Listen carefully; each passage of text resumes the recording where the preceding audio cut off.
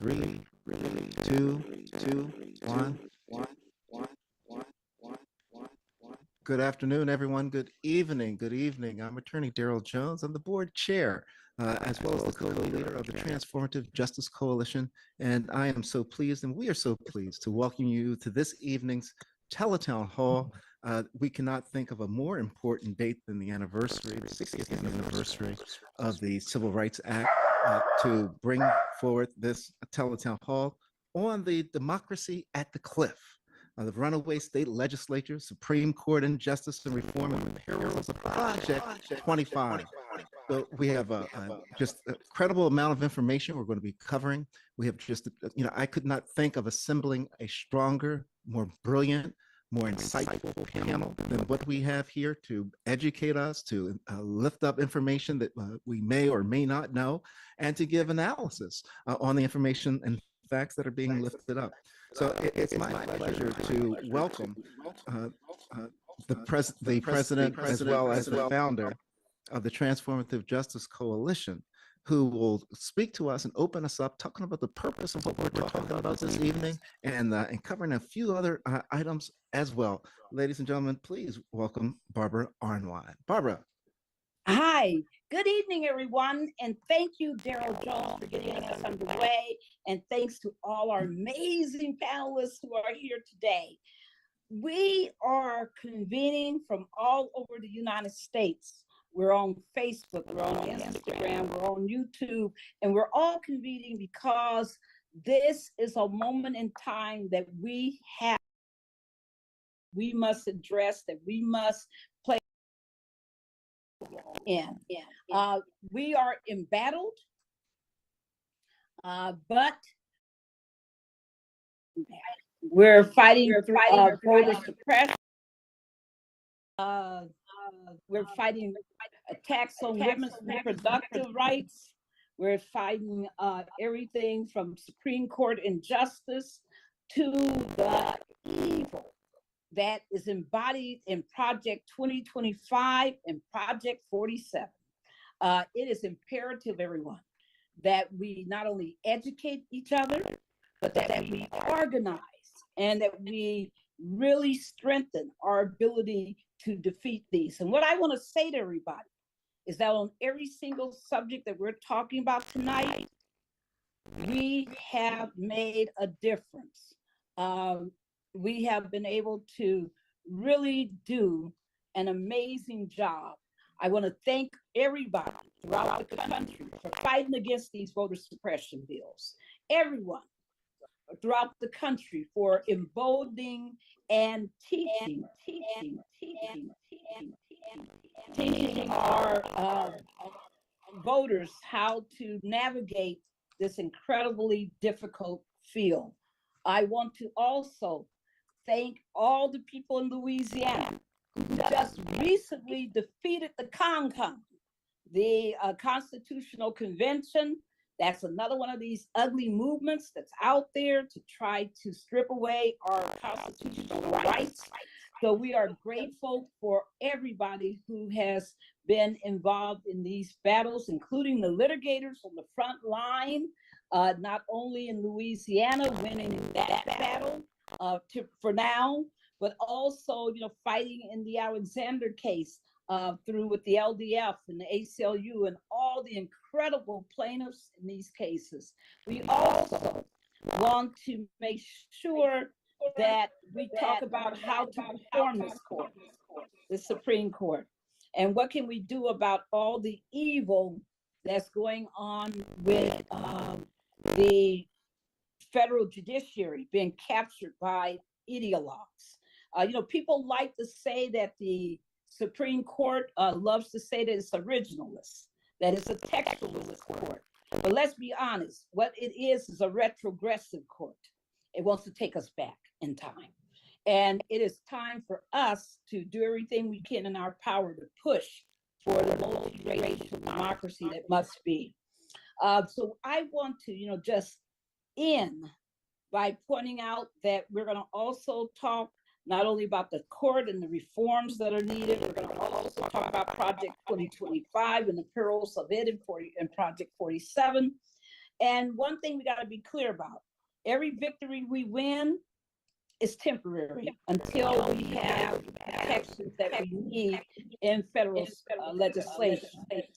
We will have to continue to fight the threats of Christian nationalism, the erosion of our constitutional rights and freedoms, this whole ugly anti-LGBTQIA movement, the Don't Say Gay movement, the anti-woke movement, the book bans, the attacks on teaching African American and women studies, the restrictions on First Amendment's rights to protest, all the anti-diversity, equity, and inclusion attacks, especially embodied in the recent 11th Circuit's opinion in the Fearless Fund case, where they said Black women can't even give money to other Black women. All of these things, people, are trying to take us backwards. And everything that takes us backwards is a threat to the robust, inclusive, and just multiracial democracy that must come into being. So with that said, everyone, welcome to Democracy at the Cliff.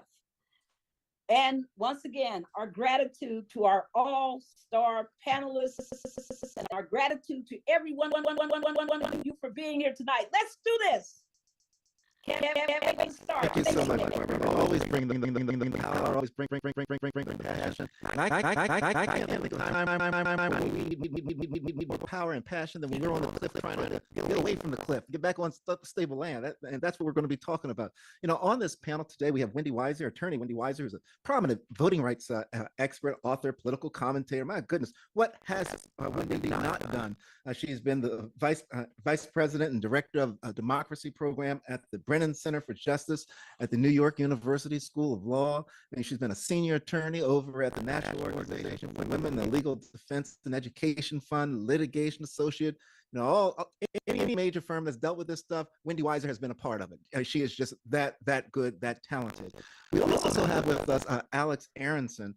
Alex is just incredible. He's an author, he's a political commentator, he's executive director of Court Accountability. You know, he's the former chief counsel for U.S. Senator Sheldon Whitehouse out of Rhode Island. He's also was a staff attorney for the Senate Judiciary Committee. If anybody understands the federal courts and the oversight and the agency and actions of the federal courts, it's Alex Aronson. He's also was the attorney with the U.S. Department of Justice and an associate at Covington and Burlington. So certainly welcoming Alex as well.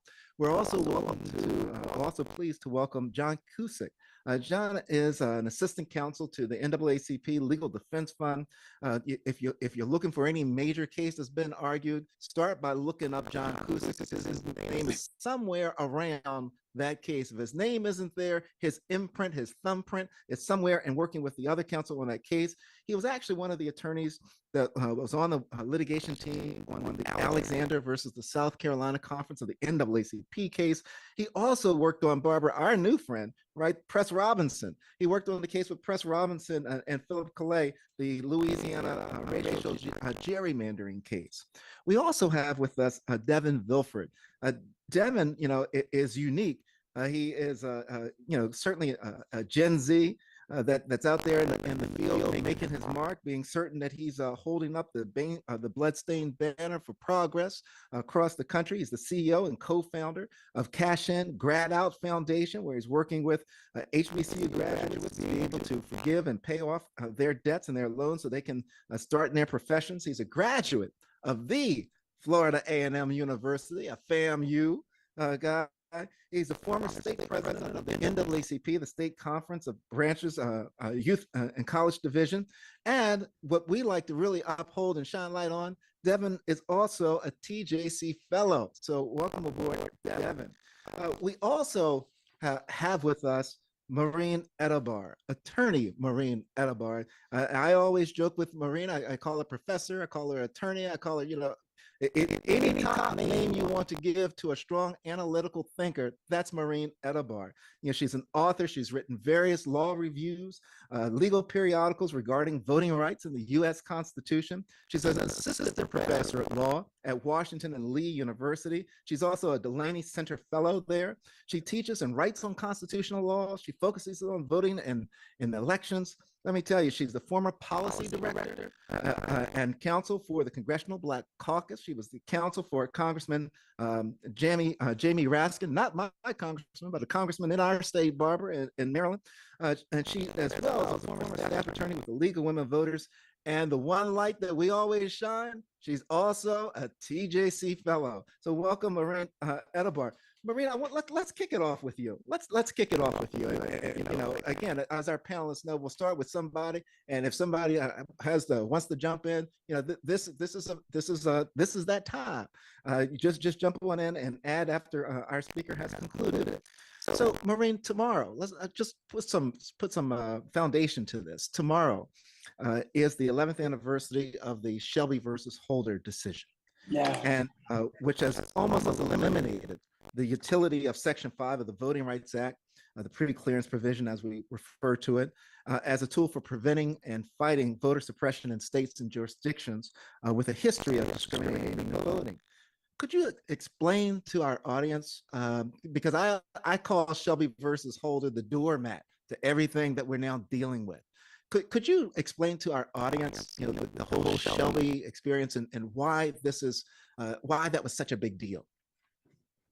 Yes, absolutely. Thank you so much for having me, Daryl, and thank you to the Transformative Justice Coalition.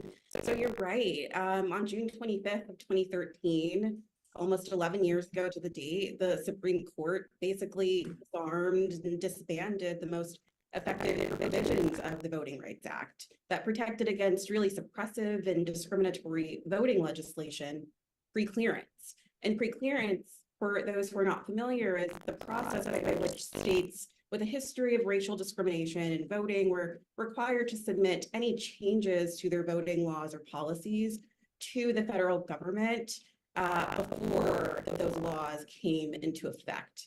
And this was a really crucial check and balance put in place for states to ensure not only that they were not discriminating against Black voters, brown voters, disabled voters, voters who didn't speak English as their first language, but it also expanded voting access, and it ensured that, you know, access to the ballot was not missed in the places that it was most necessary. Shelby invalidated all of that. And the reasoning that the court noted in their decision is pretty troubling. They noted that 2013, we had the first Black president with the largest multiracial voting coalition in the country's history. The decision also noted that we had scores of Black and brown representatives in state legislatures, in Congress. So, you know, what did we need the Voting Rights Act for, right? Racism was over. The country changed, I think was actually a line of that opinion. We're colorblind now, right? What undergirded that decision was sort of this idea that we have to sort of exculpate states and localities from like the shackles of the Voting Rights Act because of federalism. This was now tyrannical towards the states, meaning that states should be able to have whatever laws they want without begging the federal government. And yes, of course, that makes sense. That is our constitutional structure. But as the world's oldest democracy, it's important that we preserve access to voting, and the VRA's pre-clearance provision was a really integral way to do that. So what Shelby did was it really opened the floodgates to scores of state legislation that was oppressive, and it's continuing today. Legislation like racially gerrymandered redistricting maps, which I'm sure we'll get to, restrictive and stringent voter ID laws, banning ballot drop boxes, you know, banning handing out food and water while you're waiting in line to vote. And 11 years later, I think empirically, states are really showing no signs of backing down to expand ballot access in certain states, particularly states concentrated in the South. And so as we reflect on the Shelby decision in, you know, a presidential election year, I hope that our conversation today can educate people, but also serve as, you know, increased inspiration to really go out and vote in November, so we have a shot at passing the Voting Rights Advancement Act, written by, you know, the late John Lewis, And I really hope that after this election, we can do justice to his legacy and restore the VRA to the position it was in prior to the Roberts Court destroying it. Yeah, thank you for that, Maureen. And John Cusick, I sit here and I listen to what Maureen's saying, and I can remember, I don't know if it was junior high school, I guess they call it middle school now, middle school or high school. You start learning about the three branches of government and the importance of the three branches of the government. This is really what makes the democracy a democracy. And today we know that the U.S. Supreme Court is at an all-time low with regards to the impression that Americans have of the Supreme Court and what they think of the Supreme Court. And the Supreme Court is one of those three pillars, as that's supposed to be, certainly protecting the democracy and protecting the rights of the citizens. And listening to what Maureen has just laid out from the effect of the Shelby case, how did that interact? How does that intersect with what you went through with the Alexander South Carolina NAACP case? And if you could touch on the South Carolina a little bit so people are fully aware of that decision. Thank you so much, Daryl. And exactly what Maureen said, the Section 5 and the pre-clearance served as this discriminatory checkmark. It was a shield that prevented not only racially discriminatory voting bills, but also new redistricting maps. And the results were predictable. This was the first redistricting cycle without the full protections of the Voting Rights Act, Section 5. And so the results were predictable. South Carolina, Georgia, Florida, you saw all these places enact racially discriminatory maps. That was particularly true in South Carolina, the case Alexander versus South Carolina State Conference of the NAACP, where more than 30,000 Black Charlestonians were bleached out of Congressional District 1 and put into Congressional District 6, represented by Representative Clyburn, to ensure that the majority party entrenched control of CD1. This was the type of diverse district that our nation should be celebrating, one in which Black Charlestonian population remains in the coastal district that had been voting along their neighbors to try to have a voice in the outcome of elections, quality of life issues, and education, healthcare, infrastructure. We went to trial. It was 9 days. A panel of 3 judges heard all the evidence, 24 witnesses, more than 600 exhibits. Unanimous determination that race predominated in a way that was impermissible, and it was still impermissible even if the justification was for a partisan, and the Constitution still protects against that. After that decision, because we were in front of a 3-judge panel, it went right to the Supreme Court. And so the Supreme Court had a decision. Does it respect the factual findings of these 3 judges who sat there over 9 days, heard the evidence, saw and made credibility determinations? Or would they respect the defendants, in this case, South Carolina, the ever-changing and shifting account of what the basis was for that harmful line drawing? And unfortunately, on May 23rd, the court sided with South Carolina and vacated that racial gerrymandering finding. It essentially, without saying so explicitly, overruled a case in 2017, Cooper, by rewriting basic standards and increasing the burdens for racial minority plaintiffs to prove those types of claims. At a very baseline, it penalized us and our clients for taking the court at its word in 2017 and saying, here's the types of evidence that you can use to produce this. It also did not credit the factual findings of the court.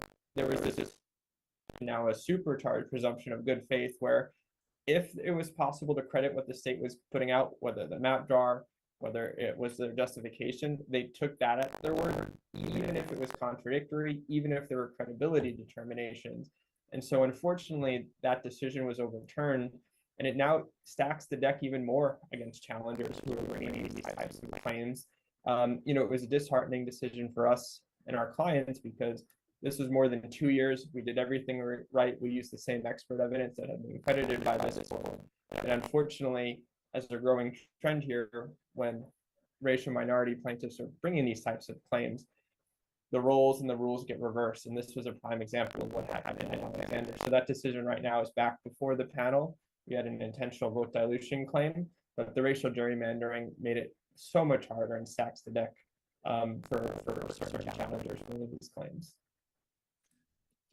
Alex, I know you're nipping at the bit to get in here, because this is your world, the Supreme Court world, and all that's going on. I mean, in this Alexander case that John's been talking about, I'm one of those old school, law students. I sat down and by hand did my brief of the case, had my red pen highlights it. How in the world do they disregard the finding of the U.S. District Court judge and then say that, although we didn't see the witnesses, this is what we think they meant?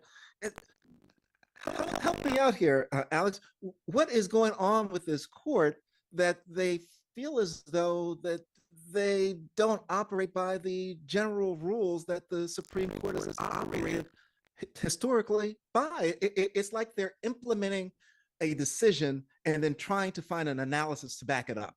So, how do we get here, Alex, and what can we do? Thanks so much, Daryl and Barbara and TJC for having me. I just want to say what an amazing, inspiring organization you all lead, and how much I've enjoyed all of our partnership over the past year since we launched Court Accountability, which is a new organization that's focused on shining a light on exactly how we got here, what it means to be in this position and how we can start to get out of it. And I think what we're seeing and what Maureen has so helpfully broken down in John's incredibly frustrating experience relaying that litigation history is that we've got a court that is different in kind than any Supreme Court we've ever dealt with before, and that is because particularly during the Trump administration, but not at all exclusively during that period, we're dealing with a federal judiciary and particularly a Supreme Court that has been created as the result of a coordinated 50-year plan to entrench extremist, racist, corporatist power in the federal judiciary and to leverage this supreme judicial power to declare the meaning of the Constitution unilaterally and weaponize it against the people. And of course, that history goes back. I think Barbara mentioned originalism at the top, and we can trace a lot of the roots of originalism to the massive resistance to Brown versus Board of Education, when it was used as a political cudgel to try to impeach Earl Warren and to push back against the whole idea of racial integration. We saw this movement take off with the infusion of huge right-wing money. The famous or infamous, more appropriately, Powell memo, when the U.S. Chamber of Commerce called on a person who would soon be a justice on the Supreme Court, Lewis Powell, to articulate a plan for the business community to take to the courts and really, try to wield in power and influence through the judiciary.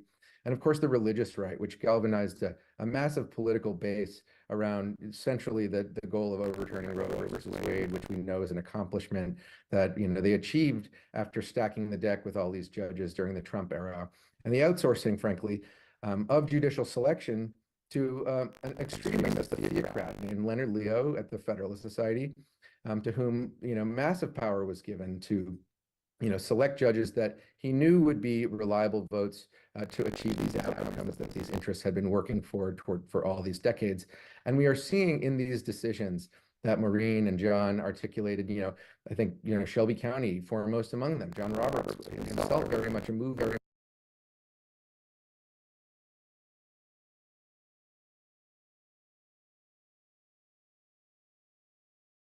judges who, come hell or high water, will reach these outcomes, no matter how amazing our lawyers are, no matter how principled our lower court judges are. And so it really presents a crisis for democracy and for all of our shared values as we think about the road ahead. Because not only is this court, advancing these regressive, corporatist, reactionary, and racist priorities, it is clamping down the levers of democratic pushback through these very rulings, through rulings on voter suppression, gerrymandering, dark money in politics, which year after year, we might have some surprising wins like we got in Allen v. Milligan. But right there in that opinion, we've got a concurrence from Justice Brett Kavanaugh, who tells us how, using this colorblind constitution theory established in the Students for Fair Admission case, they will, they will make, voting rights restoration, if we can achieve it through, massive legislative, investment, it will make it kind of likely, very, very likely dead letter when it reaches the Supreme Court. And so I think we need to be really realistic about kind of just what a threat this court poses to all of the, priorities we have, all of the work we are doing for the, even the best case scenarios ahead of us. And I think, very much through a lot of the same ways that the right was able to galvanize their base and their movement power to, install this majority, it comes through movement building and through politics. And I think with Dobbs, with the year of scandal and corruption that we've seen unfurl at the court, quite literally in these flags and their taking symbolic power, what we have is a voting base, a pro-democracy coalition in our country that rejects this, that sees that things are out of kilter, and that can provide the political will and capital for our elected leaders to represent us if they're given the opportunity to constrain this court. And so I'm just really grateful again for this opportunity to join you and to talk through some more of the details of what we can do to reform this court and build the movement power that I think we will very much need to achieve that. Well, Alex, I want to dig a little deeper in one of the things that you laid out, because I'm not going to let you off that smoothly. In that Milligan case that you made reference to, the Milligan versus Alabama, and Barbara will tell you, I'm one of the toughest critics on this Supreme Court. I just think that this court just has just done things that are unfathomable to our country and what it's doing to the court system. Could you share with our audience in that Milligan case? It very well could have gone the other way, and I think that Barbara and I would think it would have gone the other way, but for some research that you did that I think really spun it around so that the justices had to really think about what they were doing. Can you share that with our audience, please? Sure, and I certainly wouldn't want to take even a shred of credit for that. And frankly, the research work we do, a lot of the work we do at Court Accountability and with our amazing sister organization, True North Research, led by my partner Lisa Graves, is just to look at what's going on in these cases. Who are the interests that are active in them, and what agenda are they trying to drive through our courts? And so, one thing that happened after Allen v. Milligan, which, as you said, Daryl, it was really a surprise. And I think it was treated as such. Roberts and Kavanaugh provided this decisive 5-4 win to reject this racial gerrymander down in Alabama, to direct the state legislature down there to draw 2 majority Black districts. And then right after they did that, the state legislature defied the court in this befuddling and really confusing move. They drew 1 majority Black district in very clear defiance of the Supreme Court. And we noticed some reporting down in Alabama from a local reporter who was trying to figure out why the state legislature had done that. And what we were able to piece together was that Leonard Leo, that same operative, the one that had put all these judges and justices in place, had sent his people down there. He had installed a very close ally of his as the Solicitor General in Alabama. The leader of his political committee, the Republican Attorneys General Association, is the Attorney General of Alabama. And together they had really directed the state legislative redistricting process post-Milligan to issue this ruling. And the reporting suggested that there might have been intelligence from Brett Kavanaugh that he was open to reconsidering a challenge immediately to the merits of Section 2, something he planted a flag. He says it's only a matter of time, but before the colorblind constitution theory is going to erase the court's ability to adjudicate these claims at all. And so who knows? We were able to help get that story told. Those reporters in Alabama were able to do really intrepid investigative reporting, talking to, frankly, I think they were in touch with some legislators down there who didn't take kindly to the fact that these outside interests were coming down and telling them what to do. And so this is, it's not isolated at all. These guys are active through the Republican Attorneys General Association, which has over $10 million annually from Leonard Leo's dark money coffers.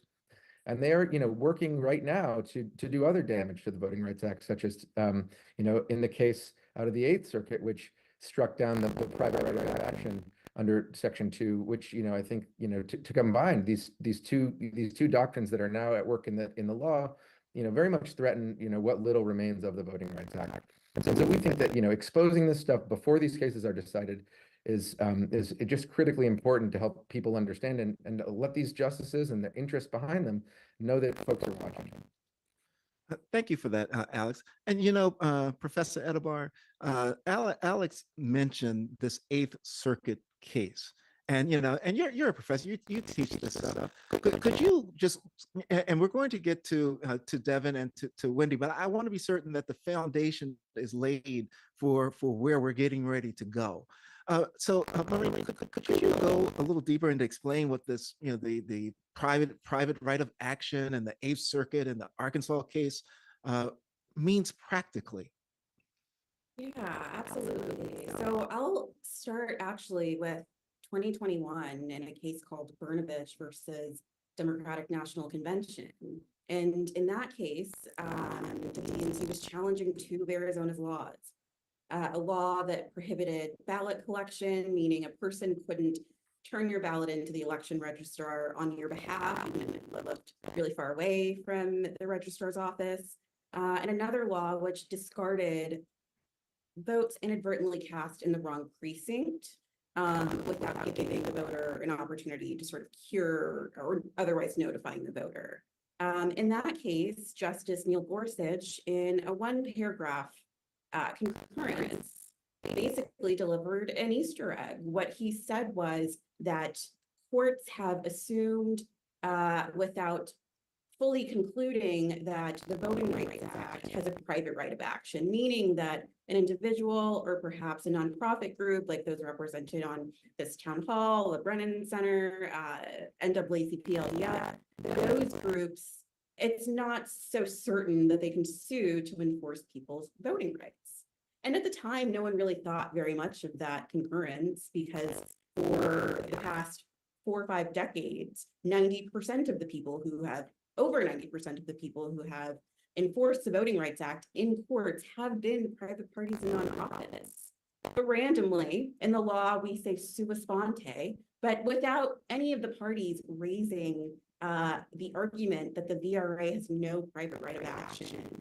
The Eighth Circuit picked up Neil Gorsuch's Easter egg, picked up the baton in the relay race to destroy the VRA and concluded that private parties, the parties at issue in the particular case challenging a gerrymandered map, effectively could not take their claims any further because the statute they were suing under did not provide them the legal authority to actually come to the court. What's so baffling about this is that, if you review the 5 decades of Voting Rights Act legislative history, it's pretty clear that legislators, when they were enacting and revising this legislation over the course of decades, did in fact intend for private parties to be able to sue to enforce the VRA in addition to the Department of Justice. And any argument to the contrary is really sort of rooted in a barely veiled attempt to essentially cut off accountability for discriminatory voting laws that groups like the NAACP and that, people aggrieved by state action that's potentially unconstitutional and unlawful under the VRA. Effectively, the Eighth Circuit saying, we don't want you to sue. You can't sue. You have no legal authority to sue, and only the DOJ can sue because of the text of the statute. I want to note one more really interesting thing about the arguments that the VRA has no private right of action. And it's that in the text of the statute, the VRA doesn't provide an explicitly clear command, right? But I think if we're thinking about precedent, if we're thinking about practice, if we're thinking about legislative intention, if we're thinking about Congress as a co-equal branch of government that is on the same level as, the federal courts and the Supreme Court, certainly, that matters. We can't just throw that away, particularly in this moment. So I think as we're following the case, as it's winding its way through the judicial process, it's really important to sort of look beyond the legal arguments advanced by the panel on the Eighth Circuit who made this decision and thinking more about the effect of it, right? The effect is essentially we're shutting the courthouse doors to people who want to hold runaway states accountable. And incredible. Thank you so much for that, Marie. That's just incredible. Wendy, we're all listening to this analysis on the Supreme Court. Like I said, and Barbara will tell you, I'm one of the biggest critics of the Supreme Court. I really am. But I tell you this, though, right up there with the Supreme Court are many of these state legislatures across the country. Could you, if you don't have the protection of the Supreme Court for voting rights, then you've got to rely on your state legislature. What's going on out there, Wendy? Can you express to some of our listeners, our viewers here this evening, the concerns that you have about the Supreme Court decisions and the state legislatures and how it intersects. Well, thank you so much. And I want to thank both you and Barbara and TJC for this terrific panel and everything you do. The US Supreme Court has created an environment of permissiveness for state legislators who want to discriminate against voters, who want to press their advantage and meddle with our election system, to do so with a feeling of impunity that they can get away with it. And a lot of this can really be traced to the Supreme Court's doorstep. And just to comment on some of the comments we've been hearing about the Supreme Court, they have systematically ruled in almost every case, with few exceptions, against voting rights, against the regulation of big money in politics, against efforts to regulate gerrymandering, everything that people have done to try to shore up the protections of our democracy, this court has been systematically taking down. And while the court has upended lots of precedents on lots of different issues and then undermined lots of rights, in the election space, the court has been especially egregious in violating usual rules and practices, in whether it's in deciding what question to answer or whether or not to follow the findings of lower courts. It has behaved in a erratic and, I think, improper manner in cases involving elections, and particularly where the rights of people of color are at stake. And so just wanted to put that in there. And what that has left is an environment where state legislatures feel free to push forward legislation that is restricting access to voting.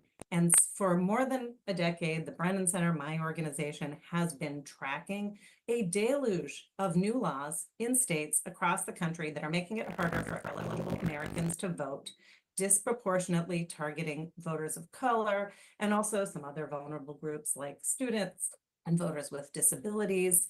This can be traced significantly to that Shelby County decision that we started with. It started a little beforehand, but it really spiked up after the Shelby County decision.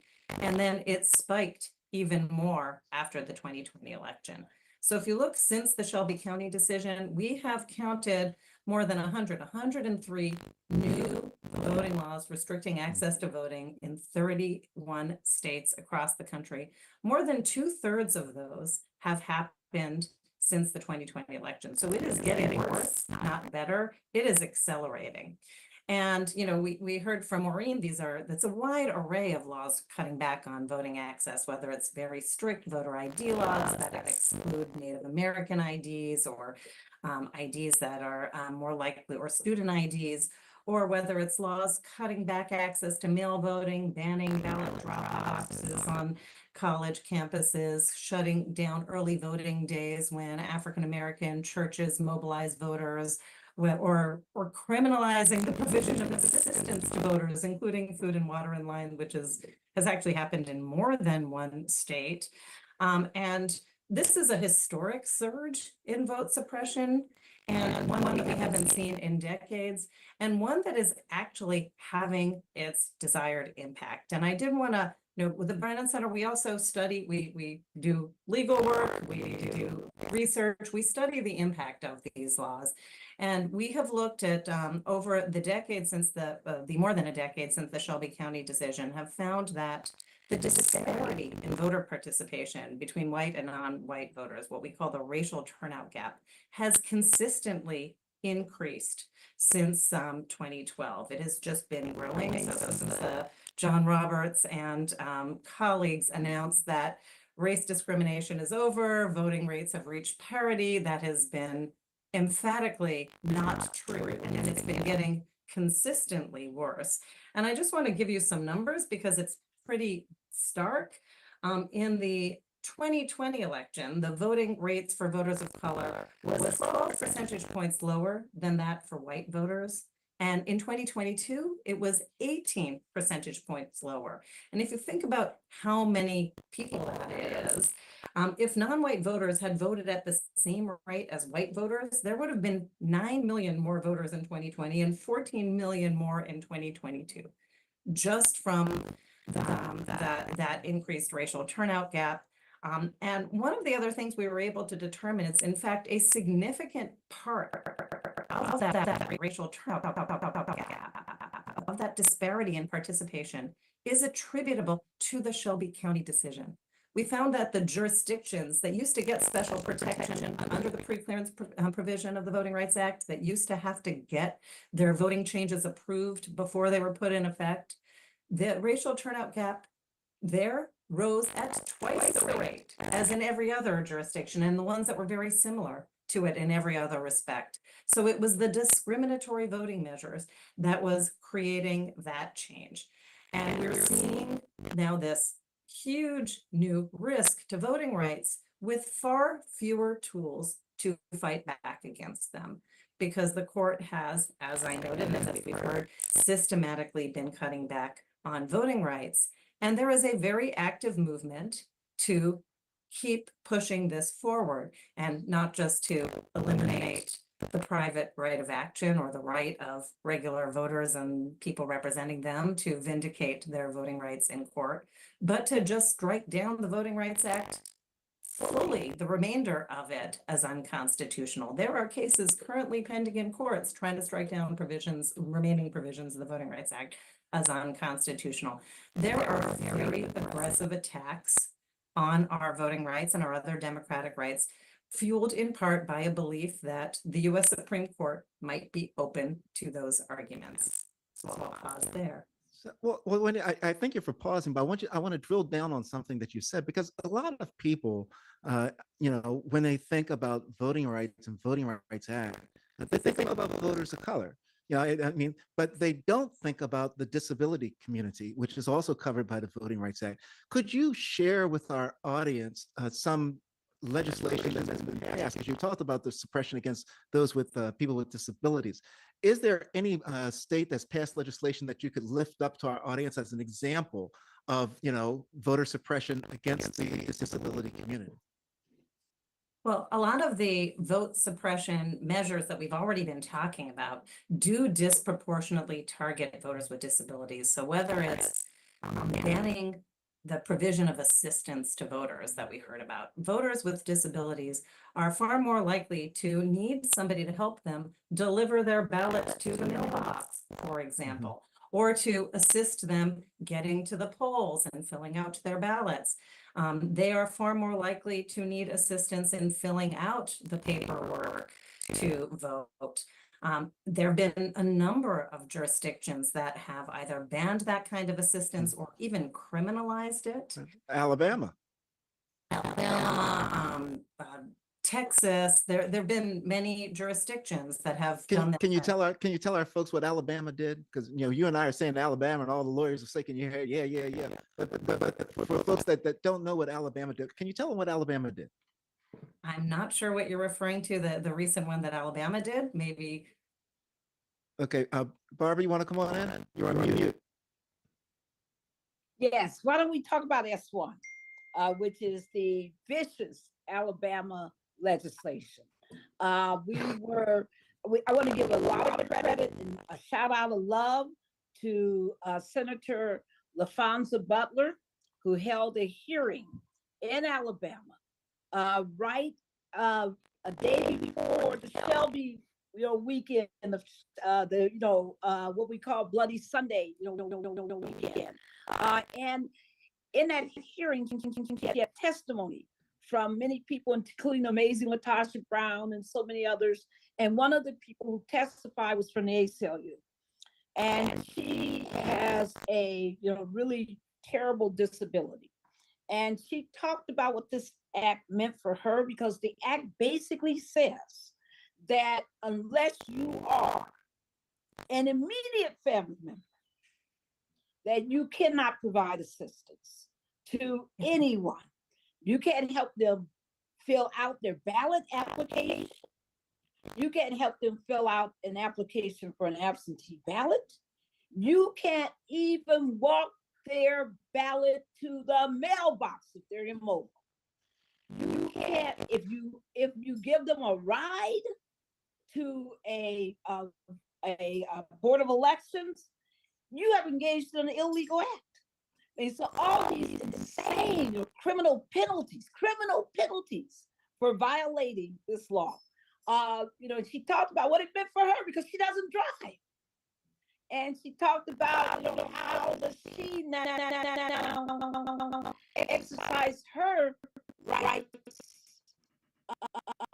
when she can't when she has all these problems that if she asks somebody to help her, she's endangering them. I mean, it was a very powerful testimony, folks. If you haven't seen it, please find it. It's the hearing. I believe it's March 31st. Go look up that hearing. It is just startling. But this is what they're doing. They don't care about the voters, and they just lie through their teeth about it because not too many a month later, the Secretary of State for Alabama was testifying in Congress, and Senator Butler, because it was a Senate hearing, and she called him out and said, how can you be sitting here talking about how great your access is for your citizens, and this is the law in your land? It's telling. Okay, there. So yeah, no, thank you for that, Barbara. Devin Vilford, okay, we've listened now to the Supreme Court and see how they pushed us to the cliff on democracy. We listened to Wendy, what just brilliantly laid out what the state legislatures are doing. You were a student at FAMU, Florida A&M University. You live in Florida. Many would say you are sort of the test case for all of this, because the legislation that's going on in the state of Florida, the courts that have gone against the voting folks in Florida, the suppression that's there for the community of color and the and the other communities that are there in Florida. You really are sort of the intersection of all of this in the state of Florida. Can you share with us, the Gen Zs and the folks? I know that you're active in the community and HBCUs. You're active with the younger voters, the Gen Z voters. How are they responding to seeing what's going on in our Supreme Court and state legislatures like Florida? First of all, thank you all for having me here again with you all. It's a pleasure to be with TJC at any point. So thank you for having me on this panel. I will say I speak with my peers who I went to school with, both at FAMU and across the nation. And it's not good. I'll say that it's not good. We don't really have a good outlook on even the election. And that's unfortunate to say and to hear, but it's the reality. I don't want to, sugarcoat any of our views towards the election, towards politics right now, because it's important to understand the youth's voice and perspective as we are going through all of this. Because if we say, yeah, we're looking forward to voting, we try to keep it positive, then we're not going to apply the correct pressure and correct strategy that we need to have, especially towards the whole nation, as we try and get everyone out here to vote and be educated on what's going on in the community. So unfortunately, it's not good. And we constantly, every single day, talk about how we're not looking forward to this election, not because we don't want to vote. We of course want to vote, and we're looking forward to exercising our right to vote, but we're not looking forward to the possible outcome. And that's because we don't feel that we are going to see a favorable outcome for the youth. We don't feel that even the current administration is doing enough to gravitate, or excuse me, to engage the youth and make sure that everyone gravitates towards, voting and doing the right thing, because it just seems so bleak right now. And that's sad to say, sad to hear, but there needs to be better, strategies if the youth is to be the voice that we can be, in order to make sure this election goes the way we want it to. Thank you for that, Devin. Alex, I've got to come back to you because I always yeah, I tell you I go after the Supreme Court when I think they're wrong. I'm listening to Devin, and I'm like, if you're a young voter and you see that the Supreme Court went and denied the student loan relief that was there, denied, or what, however you want to put it, the students for fair admissions, right? He's at an HBCU, put all kinds of pressures that are there. They're looking at this. They're like, this court, it's a court, Alex, and I guess I'm talking to the choir. It's a court that has been what the majority of them were appointed by presidents that had lost the popular vote. So, what are some of the solutions? What can be done to address the Supreme Court and where we are with this court? What can court accountability, the Court Accountability Project? What are some options? Thank you, Daryl. And I just wanted to thank Devin for sharing that perspective. I think it's so important for us to hear. And it reminds me of my youth in activism. I got into politics as a youth organizer, trying to get young people engaged around voter access issues. And it was a different era, right? It was on the cusp of the Obama presidency, and the conversations I was having when I was carrying my clipboards trying to register voters were very different. I think there was, certainly apathy and, a feeling like maybe, that the government wasn't going to work for people, but there was an easier conversation to have because there was a path to hope and to a future that we could, dream of working for together. And I understand why Devin's generation feels differently. Between that time in my life and now, I had a whole career in law where I sort of lost touch with movement organizing. And as I've come back into this world, I've re-encountered, some of my, former compatriots from those days who have been in it all along. And it's been great to see them. But, a lot of times it's in the context of like, how do we stop this authoritarian threat? And so when I think about the time that, not quite 20 years that have passed since, those much more hopeful days and these days where we're confronting authoritarianism, it's stark and it's striking. And I think what Devin is describing is very much the product of authoritarianism working. All of the threats, the culture wars that Barbara listed out, attacks on diversity, attacks on, free thought and education, DEI and inclusion and equity and diversity principles. All of this stuff is the manifestation of an authoritarian strategy that is being driven to create chaos and to create the very kind of conditions of helplessness and hopelessness and apathy that Devin is reflecting, not reflecting himself, but is conveying from his generation. And so I think, while we need to be stark and, and really honest with the scale and urgency of the threat we face, one of the things that I think we really need to be able to embrace in our communities and in our work is an idea of hope and aspiration for the multiracial, flourishing, pluralistic democracy that I think we all dream about. And I think there's still time for us, right? We have not lost. There are solutions here, including within the Constitution that we need to reclaim for ourselves.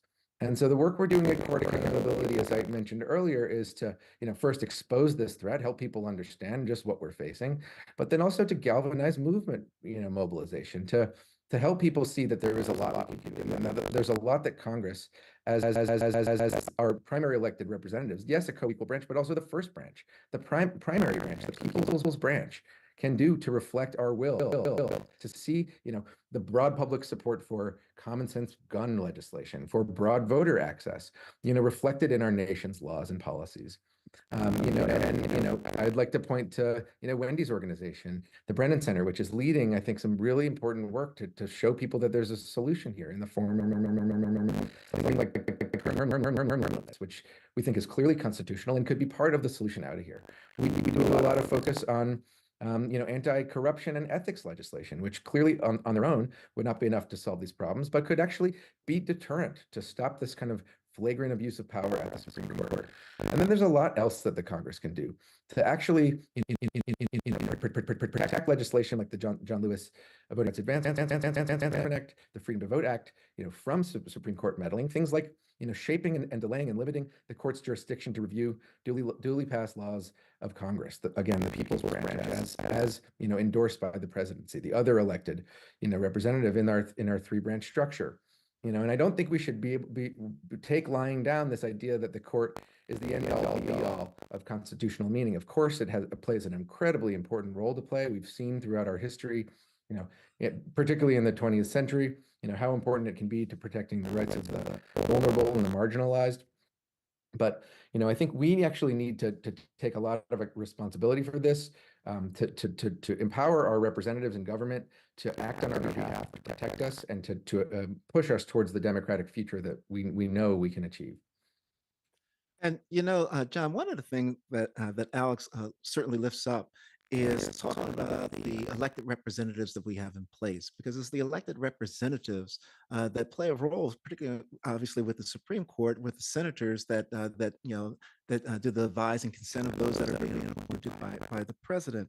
But in the court system itself, now, are there redistricting cases that are pending that we need to be aware of? Because that's what impacts who those representatives are that get elected. I mean, this is something that trickles, and it's so integrated at this point and incorporated that are there certain cases that we need to have our eyes on and our attention focused on?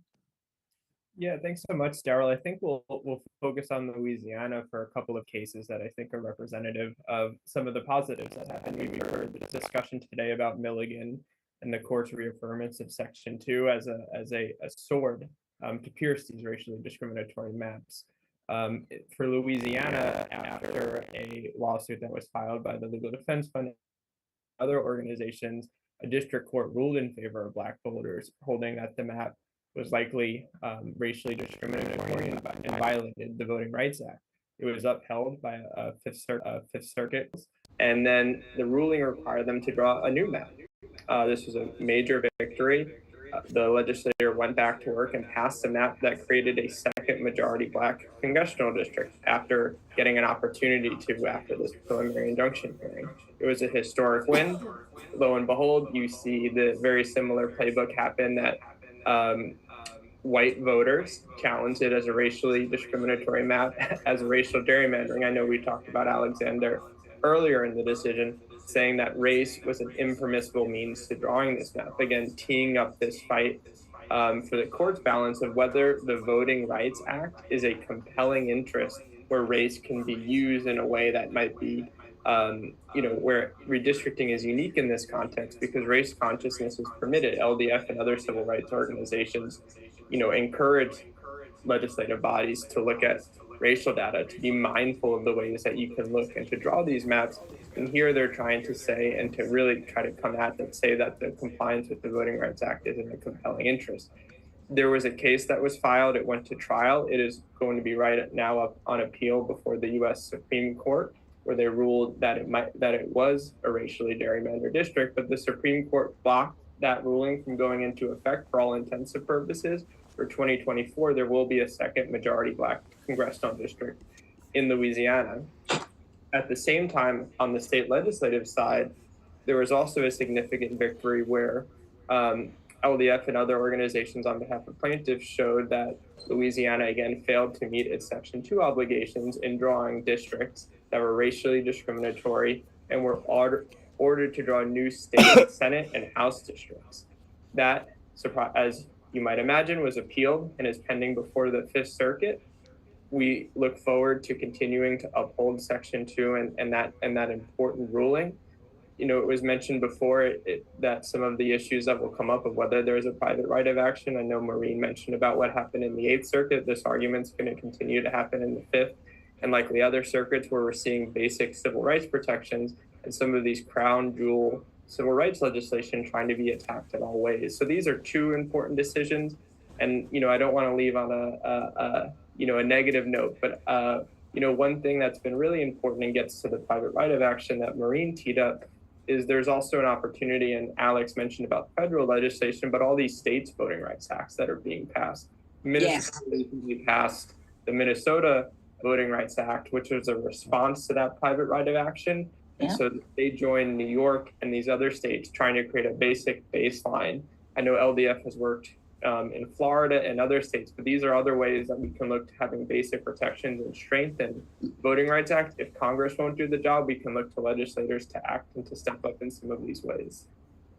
Thank you for that, John. And Barbara, we have a flyer that we're putting up with regards to this national teach-in that's tomorrow's for us, so that people that want to learn more about the Shelby I think that once they do the teaching, folks understand why I call Shelby the doormat. And I call it the doormat because it welcomed in all of this other suppressive legislation that followed behind it. But we certainly encourage people to come and join us at the national teach-in tomorrow, which will be a virtual teach-in.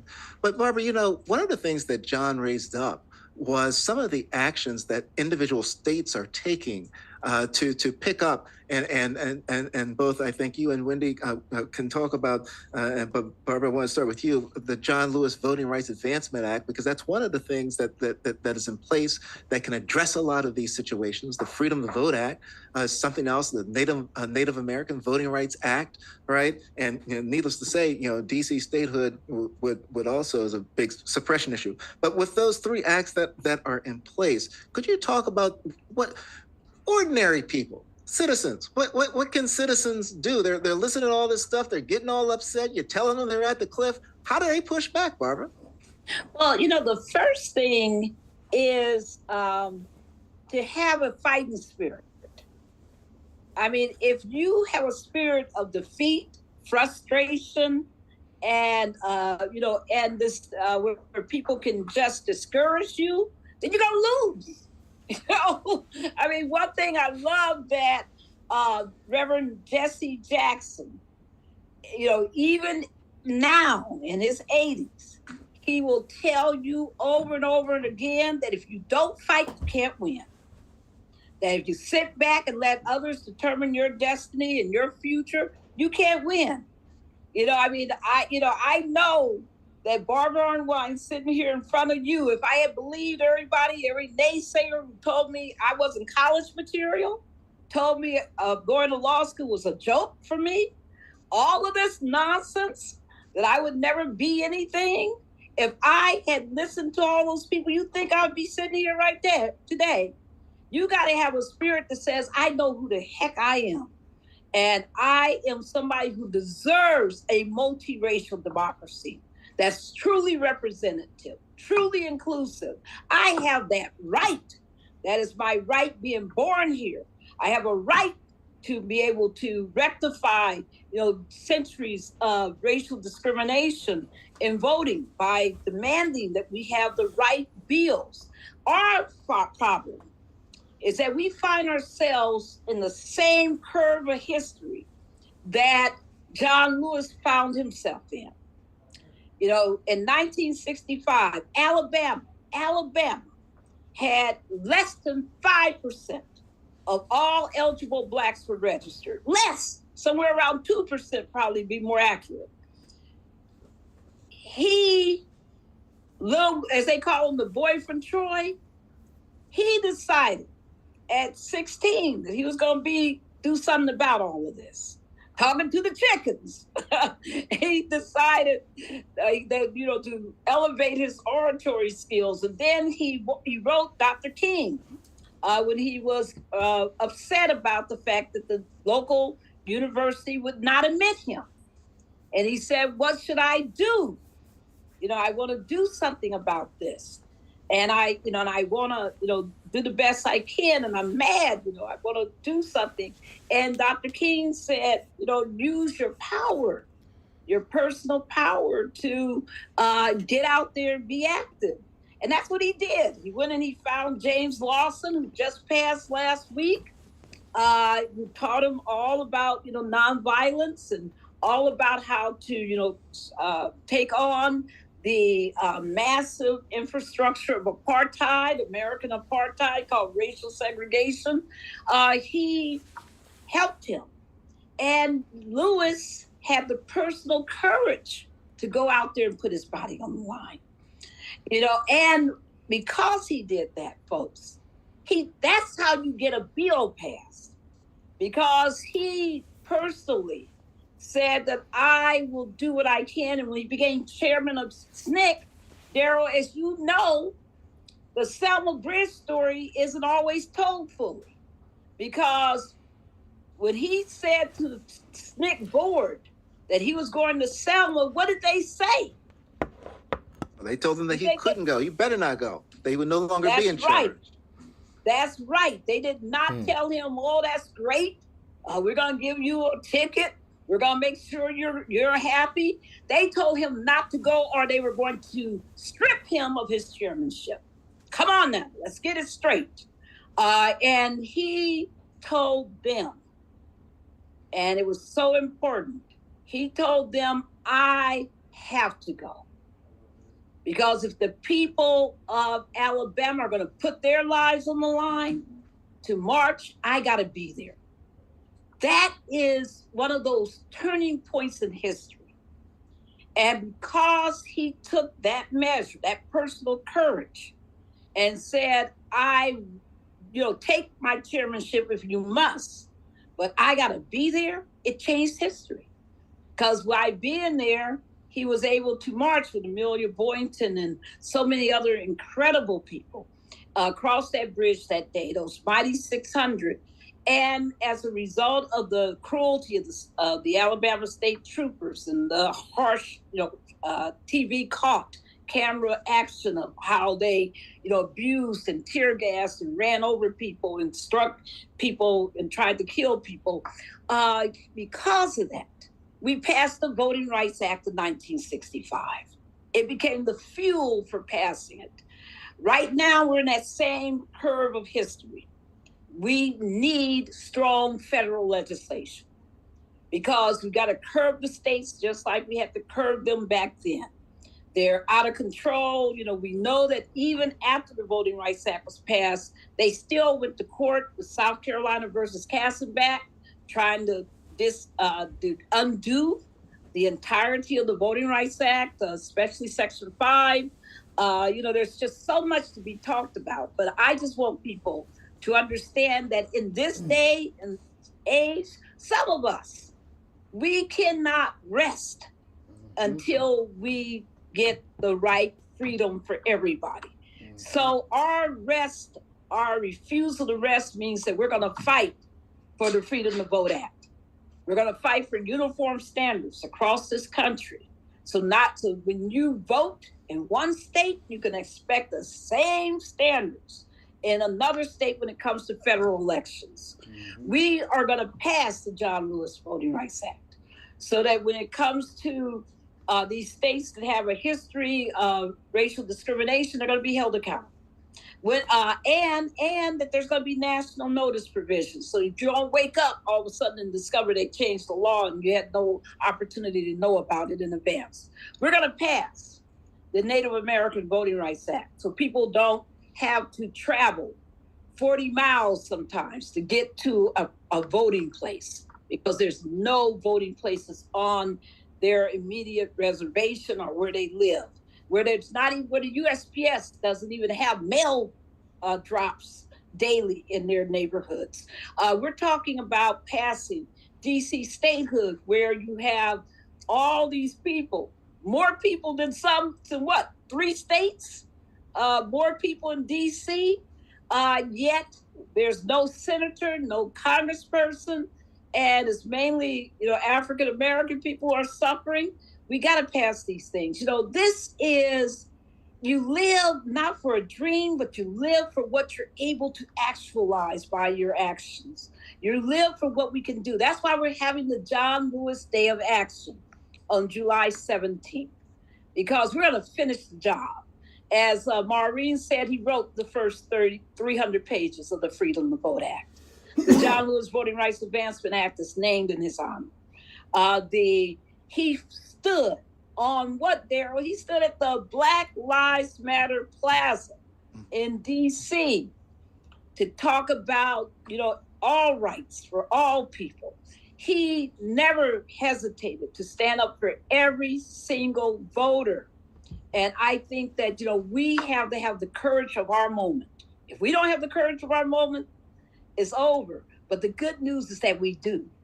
And we're so proud and happy of the 41 people who have already agreed to host an event on July 17th. It's not too late, folks. If you want to, please sign up now to host an event.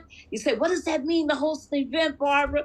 It means that you can gather people to have a rally, a celebration village, a teach-in moment. You can call. We want you to call your Congress people and the White House switchboard that day and demand that these acts be passed. We want you to. You can have 20 people at your home having a watch party because we're going to do 2 national broadcasts that day. DC is having a huge event. Beautiful. Thank you, Mayor Bouncer. And we will be we're going to broadcast that one beginning at 6 o'clock for people who cannot get to an event, who are homebound, who still want to say, I'm an activist. I will never stop. My mom, could not, in her latter years, wasn't always able to, travel. But I'll tell you what she did, Devin. She got up every election day and called everybody she knew. Are you voting? Do you know where your voting place is? Do you need a ride?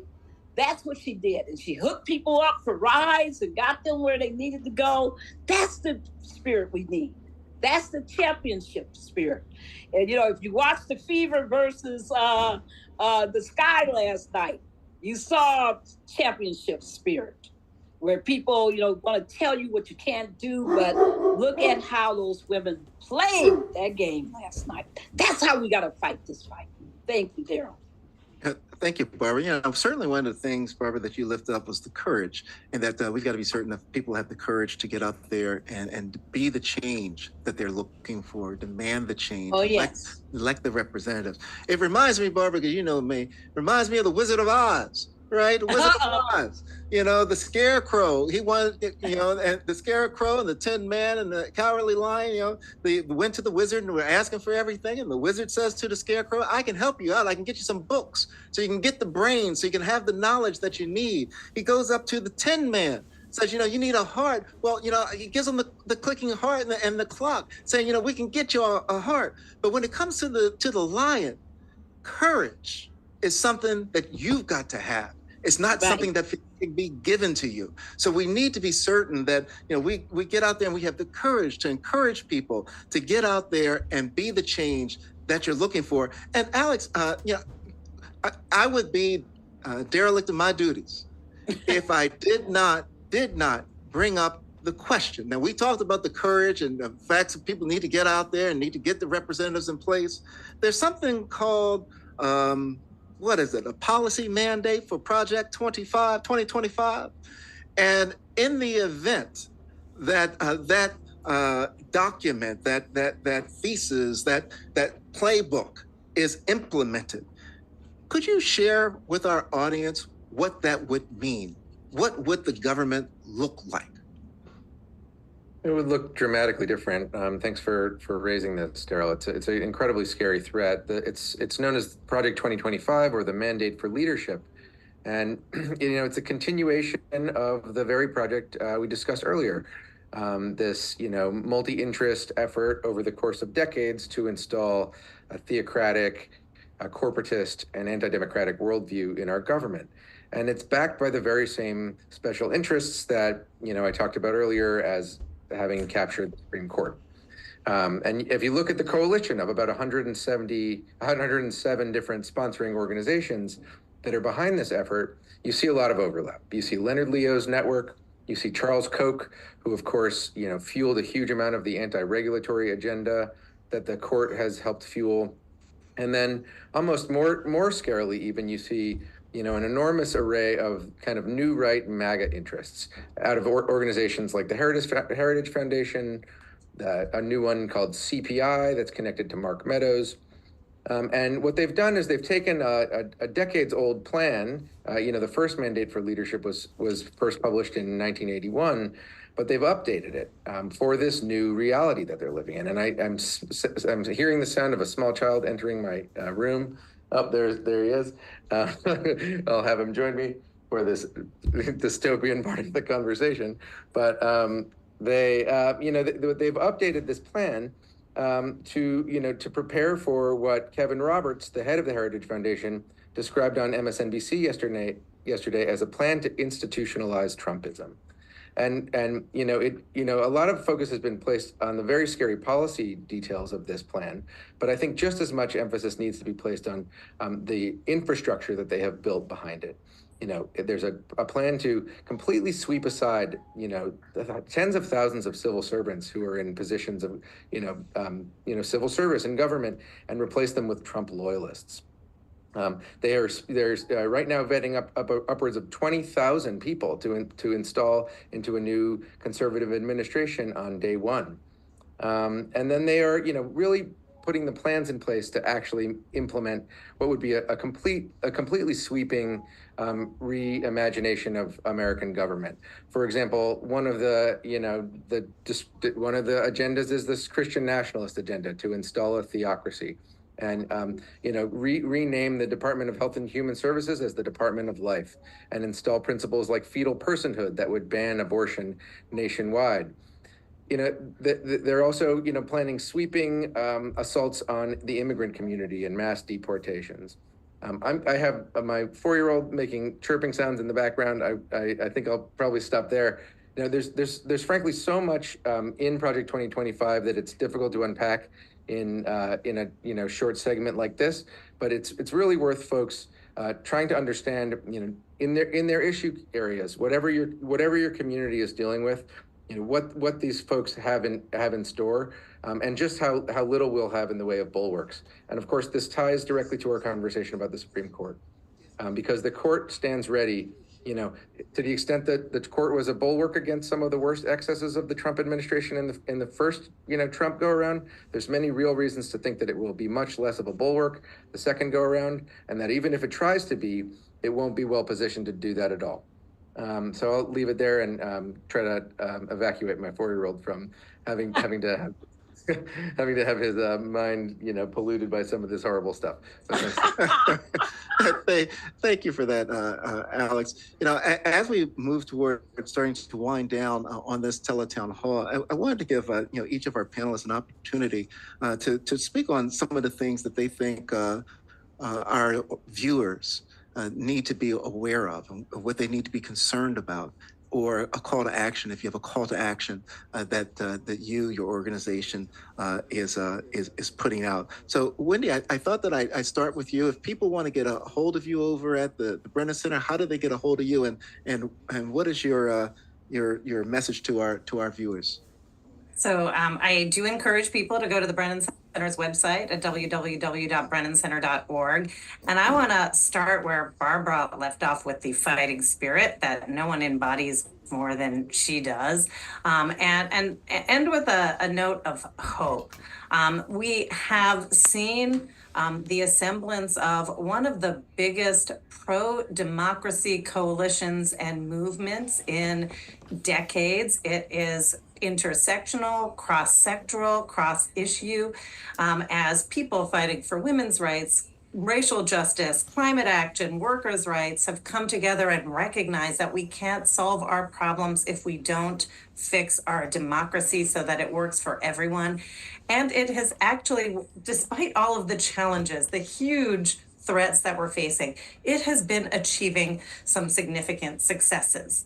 We start 2020, despite all the challenges of that election, people came together, and it was not only the most secure election in American history, but it was the highest voter turnout in over a century. We're seeing more laws actually expanding access to voting, improving the voting process in the states than we are in this regressive vote suppression. It doesn't cancel it out. It doesn't change the discrimination, but it shows where the energy is.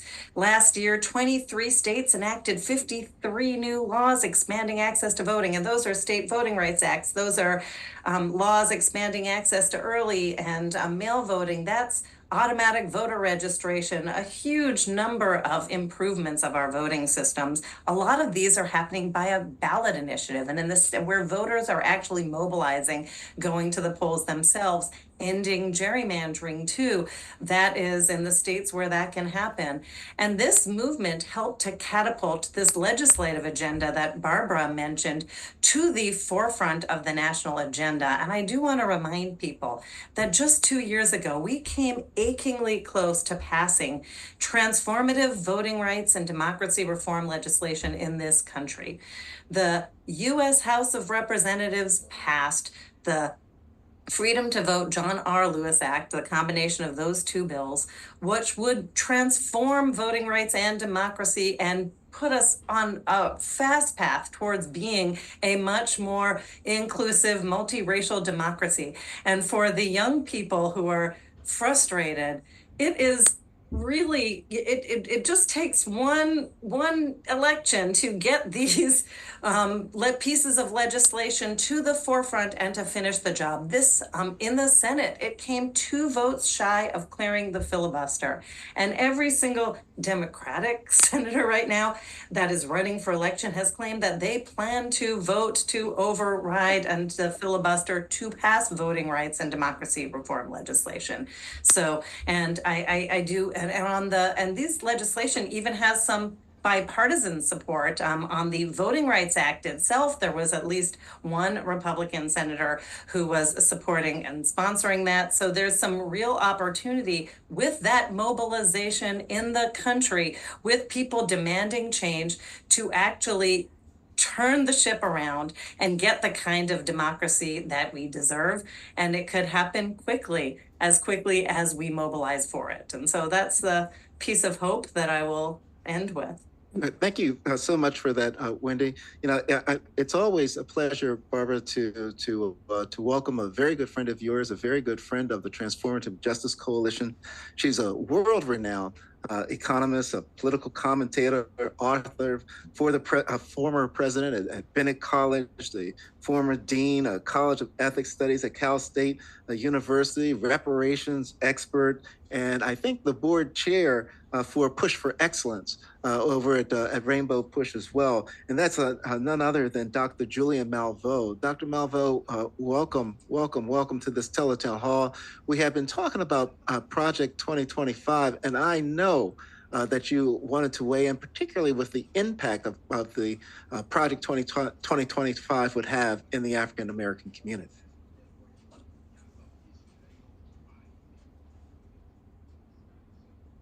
Well, Daryl, thank you, and thank you, Barbara, and forgive me for joining you late. But you know, I can't be in one place at one time. Right. And so we do try to deal with that. Project 2025 is an assault on American values. I can put it no other way. And it's also an assault on the African American people.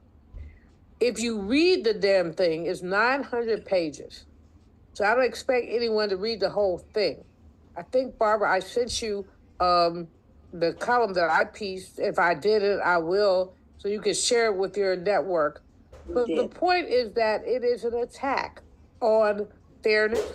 It's an attack on justice. It's just an attack. The part that I went to first, because I'm a labor economist, I'm an economist, but my work has studied labor market. They open that part by saying we're a Judeo-Christian nation, and so everybody has to work. So that means they paired Medicaid with work, with mandatory work, which is insanity. Where will they work? How will they work? Who's going to who's going to supervise this? Well, that's one of the things that they have in there. They also, if you read through it, talk about many ways that they say the president should appoint these people. Well, we have a civil service. It has tens of thousands of people.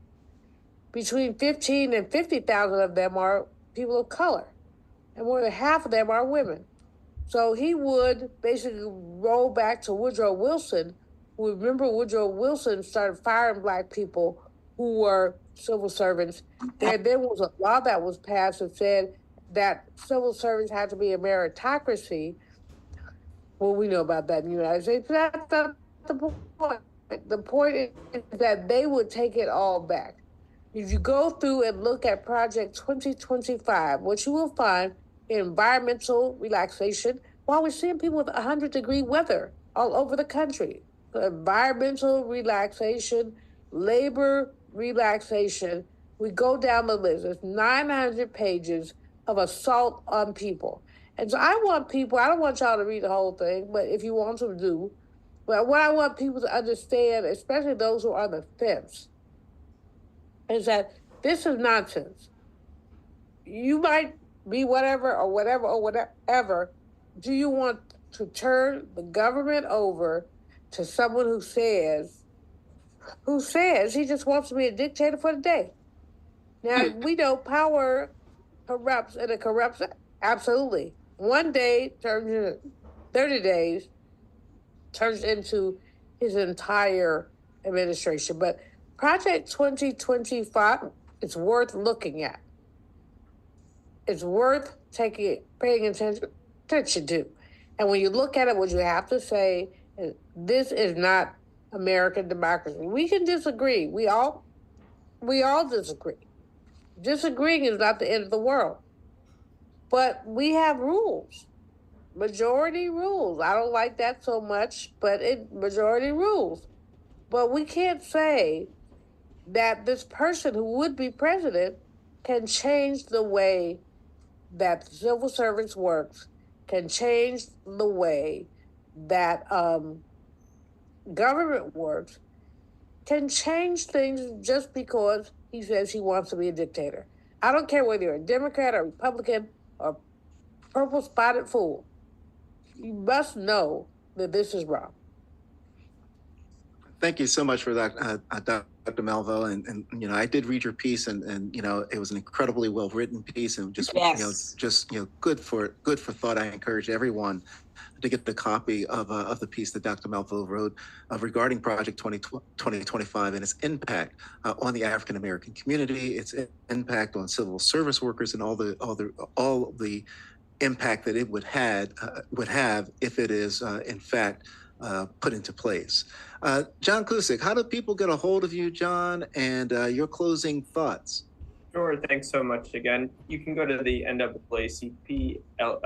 NAACPLDF.org to learn more about ramping up all our election protection efforts. So very much looking forward for folks connecting on those fronts. I think tapping into a point that Wendy made, all of this, we right now are in a moment of, this is a response to historic turnout for other voters of color. It fits that pattern. It's the exact reason why Georgia passed a 98-page bill right after the historic elections in 2021. And so while that is happening, we also just can't misdiagnose the problem. Just because turnout's up doesn't mean things are okay. We're going to have to keep organizing, mobilizing, and doing all of these efforts simultaneously as we wait for federal legislation and state legislation to help create these basic minimums. But we also just don't need to diagnoses. I know that it's easy you've heard a lot of the big voting cases that are going on right now, but you can show up in your local communities. You can go to your local boards of elections. A big thing that's coming out are these things called mass challenges, that you can show up, you can take notes, you can speak with other community members, and just be a democracy maintenance work to do these basic norms. And so that's one thing that anybody can begin doing. We have a lot of resources. We look for volunteers to help us on election protection efforts, and just want to say thank you again to Daryl and Barbara today, and we'll keep on moving forward in 2024. Thank you so much, John. The voice of Gen Z, Devin Wilfred. Devin, how do people get in contact with you and your closing thoughts? Sure. People get in contact with me directly through my social media or LinkedIn. Devin M. Vilfrar is my name, or if you want to go to my foundation, Cash and Grad Out Foundation, on Instagram or cashandgradout.com. I'll leave here saying that, of course, the youth, we should definitely look into this, because through the 920 pages, there's so many things that can apply to you, whatever your interest or demographic is. So please look into it. And the last thing I'll say is the youth are definitely, looking to stand up and, take action as well. And so towards the end of August, early September, we're looking to engage in a million student march in DC. And that's being led by Until Freedom.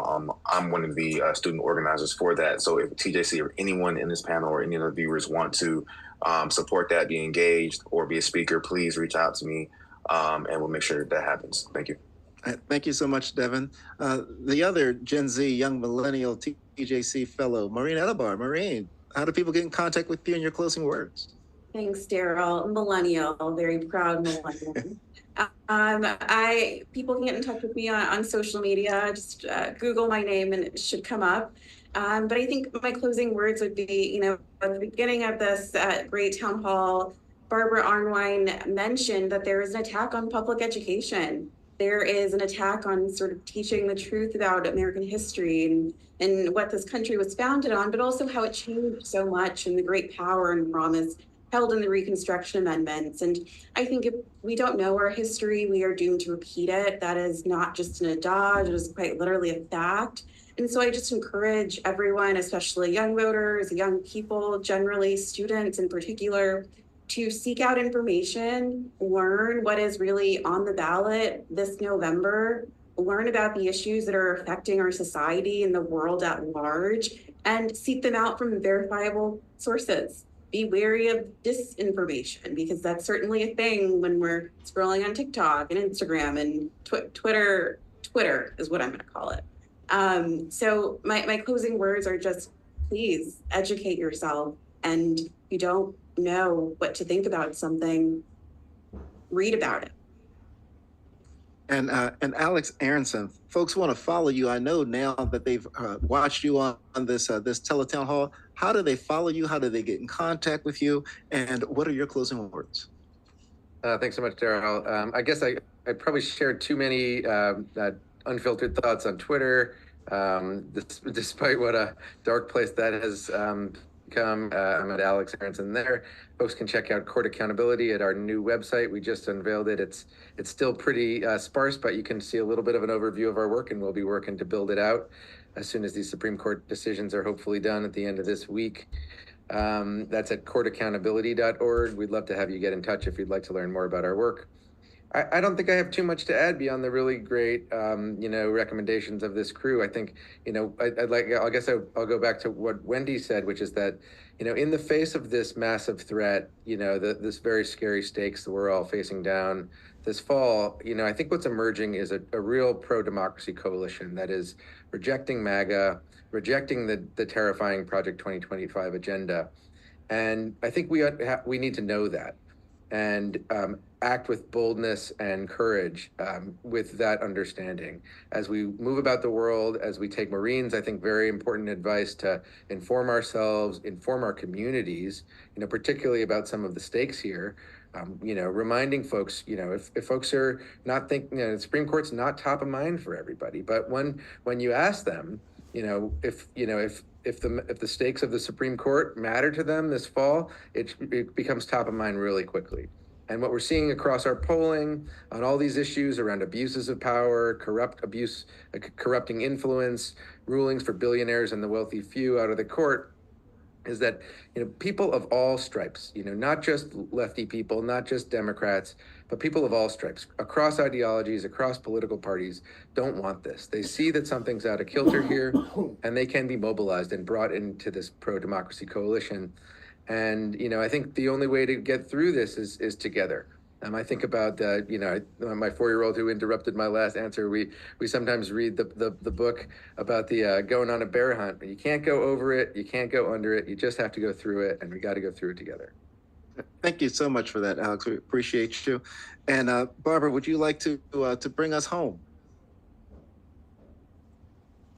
You're on mute there, Barbara. Yes. There we go. First of all, thank you, Daryl. Thank you, Daryl Jones, for just a wonderful, wonderful, wonderful job moderating. Thank you for that. I just want to say something to everyone again, that after centuries of hardcore racism in this country, after centuries of people, building a racial identity around whiteness, and a belief in the superiority of one race over another.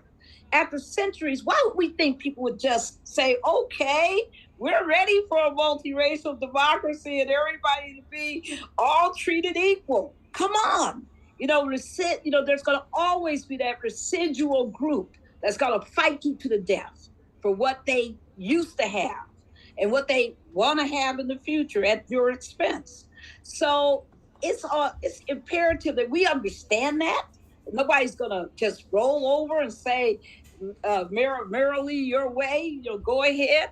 They're gonna fight us. And so the threat is real, right? The threat is real, but guess what else is real? We are. We are our heart, our vision, our ability to make change, which we have done repeatedly. We've taken every lemon they've given us and made lemonade out of it. We've taken everything where people said it's impossible, we made it quite possible. We have to believe in ourselves. And that's why I love this panel today. Thank you, everybody, because it represents the collectiveness of what our movement has to be. It represents the strength of what we have together when we fight together. Thank you so much, Devin. Can't wait to see, that march. That's going to be good. If you didn't get enough tonight, if you're saying, I want to hear more, because because we could go more into Project 2025, especially, I want you to tune in tomorrow from 12 to 1. I'm going to beg all these panelists to join us again. Some have already agreed to be with us from 12 to 1 tomorrow. That's 12 to 1 Eastern. And we're going to have our Igniting Change radio show. We're going to talk about all of this. We're going to reprise this panel. We're going to make sure that we cover the things that we didn't cover. Be sure to look for that March 1st is what the correct date is for that hearing that LaFonza Butler did on Alabama. And then I just want to end by saying, join us July 17th. Join us tomorrow for the teach-in. Join us July 17th. Use your personal power. Let's be that amazing difference that's going to get us over the finish line. They can do everything they want to, but they can't stop us. Sometimes when forces of resistance and retrogression are trying to go hard and ugly, it's imperative to look at them and remember that that you can't fight the wind, but you can fight real people. And so it's important for us to know that this Project 2025 this can go into the dustbins of history like everything else that has been evil and wrong. So it's important for us to just fight. It's important for us to win. It's important for us to be engaged. And just thank you again for taking your evening to be with us and to spend this time. Join us again in the morning, tomorrow afternoon for Igniting Change. Thank you, Daryl. Thank you so much, Barbara. And Dr. Melville, I see that you have your hand up. Wasn't certain if you wanted to. Yes. I just did want to say a word or two about the young people Yes. that are on. I'm really excited about all of them, Maureen and Alex. This is, I had a poem and they said, at the end of it, said, you are the hopes and the dreams of a slave. In other Amen. words, enslaved people cut you up. And I just want to say that. I mean, I have more. I can always talk about Project 2025. I know that I was late, but I think that I was very buoyed by listening to the young people, Maureen and Alex, and there was another sister. You guys make it possible for us to sit down. Not that I'm gonna sit down, but it makes us possible to just think about what it means to have young people following and embracing the struggle. So that's just a thank you, Barbara. Thank you, Barbara and Daryl, for giving me the opportunity to engage with these amazing young people. No, thank you so much, Dr. Malveaux. And folks, as Barbara's indicated, if you just got the taste of it, because this is just an appetizer, we're going to jump in it even more deeply tomorrow at noon Eastern Standard Time on our show, Igniting Change. And you can join us on Igniting Change by going to WOLDCnews.com or BarbaraArnwine.com. And you can get even more as we go deeper into this discussion of what we did this evening. Feel free also to follow us TJ at TJC_DC or at Barb73 or at Free Devote Daryl, free the letter D, Free Devote Daryl. And also go to tjcoalition.org and you can find more information about the candlelight vigils and the National Day of Action, the John Lewis National Day of Action. Folks, I think that Barbara put it best when we talked about in that. We always say, everybody can do something. Get off the sidewalks. Don't be one of those people that's just observing as the cars are passing by. Get into the street and be the change that you want to be. Get out and make your vote count. Take people with you to the polls. Be an active participant in this thing we call democracy. And I'll close with this one, Barbara. Democracy right now has taken a hit. We have taken a hit with everything that's going on. But I tell you what, you show me a lion without scars, and I'll show you an untested leader. Democracy has taken its scars, but it will come through because people like you will get in the street and get it done and be certain that we have the representative government that we all deserve. Folks, thank you so much for joining us. We look forward to engaging you wherever you're going to be. If it's a John Lewis Day event, God bless you. We'll see you there. We hope to that you share time with us tomorrow at noon Eastern Standard Time on our show, Igniting Change. Thank you, everyone. Have a great evening. Thank you. Thank you.